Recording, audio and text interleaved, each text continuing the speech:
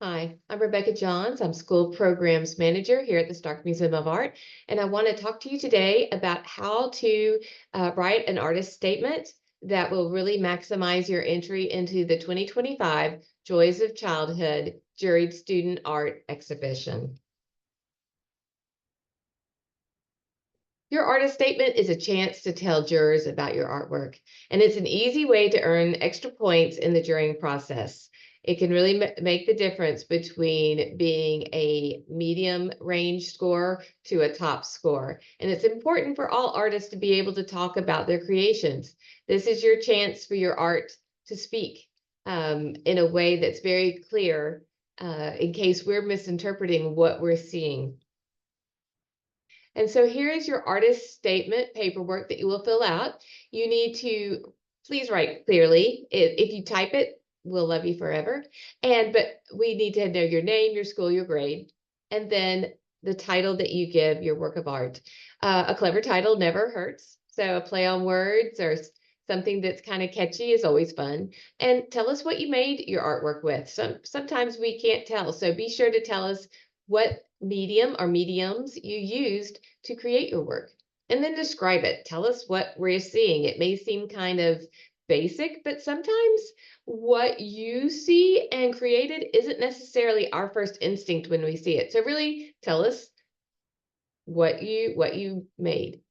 And then your next question that you'll answer is how your artwork illustrates a joy of childhood. So explain it to us. Defend the reason why you did what you did. And if you feel like it's a joy of childhood, we'll believe you. But we want to hear what you have to say in your words. And then tell us what techniques you used or had to learn to make the work of art. So did you have to learn something new? Or what did you use? Was it stippling? Was it blending colors? Was it just black and white line shading? You tell us. And then tell us what the hardest part of making it was. Was it very, very hard to keep your paper clean? Was it super time consuming? It was hard to find enough time to make it. Tell us what you found challenging. And then we want to know what your favorite part about making the work of art was.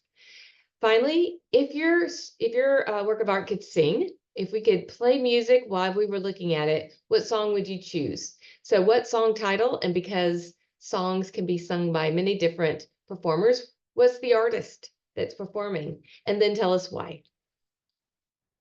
All right, so let's imagine that one of the works of art that's in our collection, a painting by George Ennis, that George painted this painting for joys of childhood. And let's find out why he painted this. All right, so we're going to compare two different artist statements that George filled out. And on the left is a artist statement that would only receive a 1. So George did give us his name, his school, and his grade, and he gave us the title. It basically lets us know it's in France. So it's a perfectly good title. He tells us that it's oil paint. And then he describes it as a sunset at the ocean. That's helpful. Like when I looked at it, I thought maybe it might be a sunrise. So now we know it's end of day at the ocean in France. And why? He loves the ocean. What techniques did he learn or use? He mixed tones. But the hardest part for him was mixing the right blue-gray. And his favorite part was finishing it. And then he didn't answer the song title. Okay, so it was pretty brief answers. So you can see that when the juror looked at this, they gave him a score of a 1. So he answered some of the questions, but not all of the questions. But they were very brief. They really it sounds like he doesn't really want to talk to us. They're not complete sentences. And so to get a better score, we're going to want to do it differently. So let's imagine that George has taken some advice and he has submitted a new artist statement. Maybe his teacher said, let's do this again. Okay, so let's compare. So George, again, he put all the information up at the top, title, medium. But when he described his work of art, he said, choppy water fills the foreground with an arching landform breaking in the middle ground. The overall tone of gray blue is broken by the piercing orange sunset. So we can see that he's writing in complete sentences. He's describing not only the sunset, but the color, the piercing orange. He's describing how it's like breaking through maybe the clouds, the grayness of the sky. He's describing the water of the ocean as choppy, and he's describing the landforms. And he's also discussing where things are, foreground, middle ground. So he's using artist terms.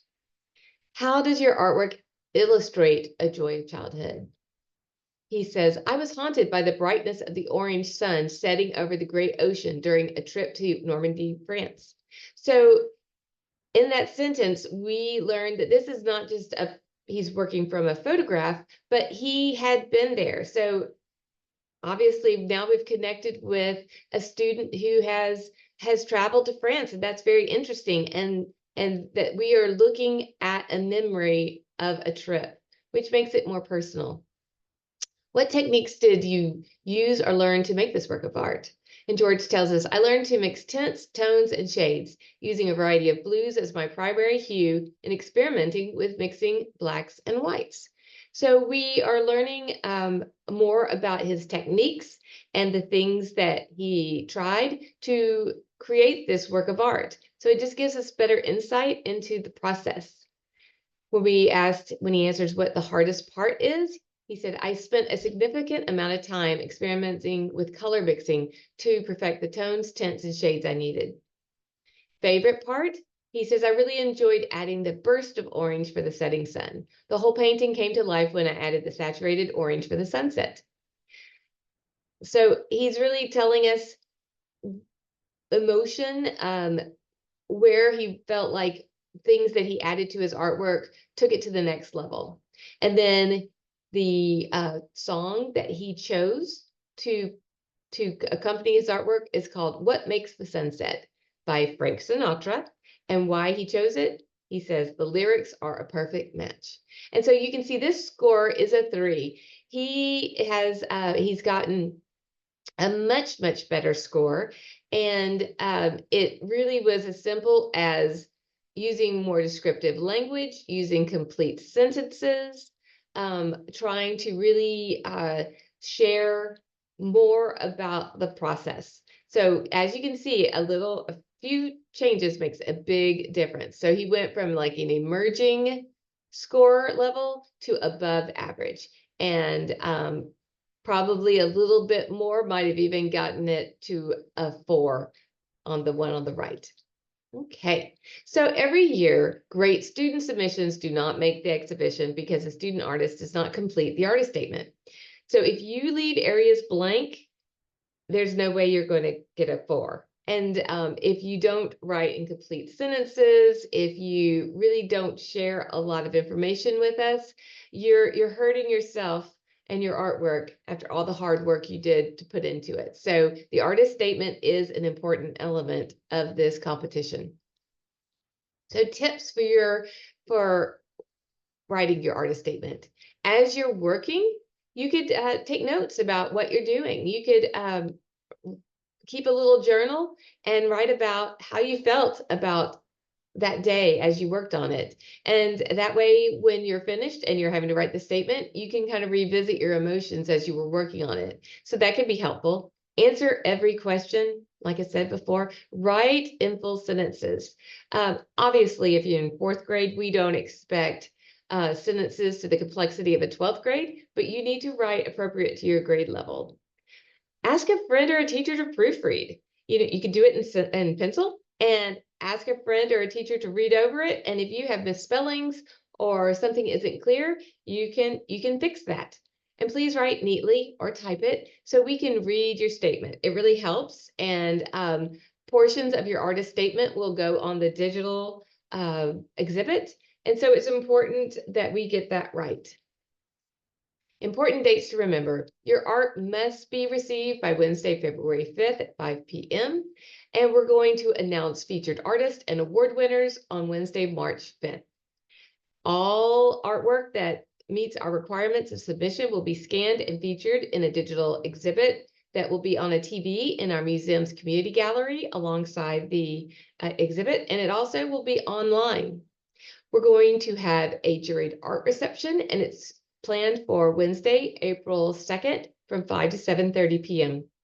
At the conclusion of the exhibition, all artwork submitted by Orange County Public Schools will be delivered by us back to the school on May 20th.